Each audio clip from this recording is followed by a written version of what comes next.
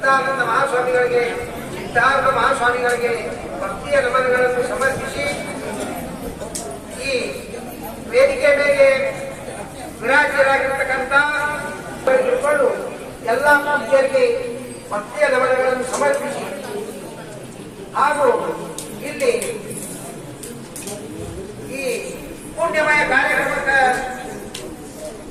ಬಂದಿರುವಂತ ಸಕಲ ಸದ್ಭಕ್ತರೇ ಮತ್ತು ತಾಯಂದಿರೇ ನಿಮಗಾದ ಭಕ್ತಿಯ ನಮನಗಳನ್ನು ಸಮರ್ಪಿಸಿ ಈ ಒಂದು ತಿಂಗಳ ಪರ್ಯಂತವಾಗಿ ನಮ್ಮ ಭರತ್ ಮಹಾಸ್ವಾಮಿಗಳು ಕರ್ನಾಟಕ ನಾಡು ಬಿಟ್ಟು ಮಹಾರಾಷ್ಟ್ರದೊಳಗೆ ಬಂದು ಅವರು ಪುಣ್ಯಮಯ ಕಾರ್ಯಕ್ರಮ ಮಾಡಬೇಕಂತ ಹೇಳಿ 3 ಸಲ ಅಂದ್ರೆ 9 ವರ್ಷ ಅಂದ್ರೆ 3 ವರ್ಷಿಗೆ ಒಂದಂದ್ರೆ ಅಲ್ಲಿ ಬಿರ್ನಾಳಿ ಒಳಗಾಯ್ತು. ಈಗ ಇಲ್ಲಿ ಈ ವರ್ಷ 13 ಮೈಲ್ ಗ್ರಾಮದಾಗ ಮಾಡಂತೇಳಿ ಅದು ಅವ್ರು ನಿಶ್ಚಯ ಮಾಡಿದ್ರು.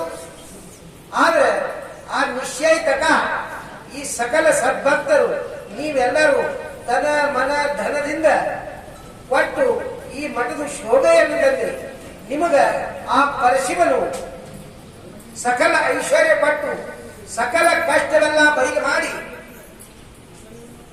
ಮತ್ತು ನಿಮ್ಮ ಮನುಷ್ಯನ ಒಳಗಿಂದು ಇಚ್ಛಾ ಎಲ್ಲ ಆ ಶಿವಾನಂದ, ಪೂರ್ಣಾನಂದ, ಶ್ರದ್ಧಾನಂದ, ಸಿದ್ಧಾರ್ಥ ಕೊಟ್ಟು ಕಾಪಾಡಬೇಕಂತ ಹೇಳಿ ನಾ ಇವ್ 4 ಮಾತಿಗೆ ವಿರಾಮ ಕೊಟ್ಟಿರು.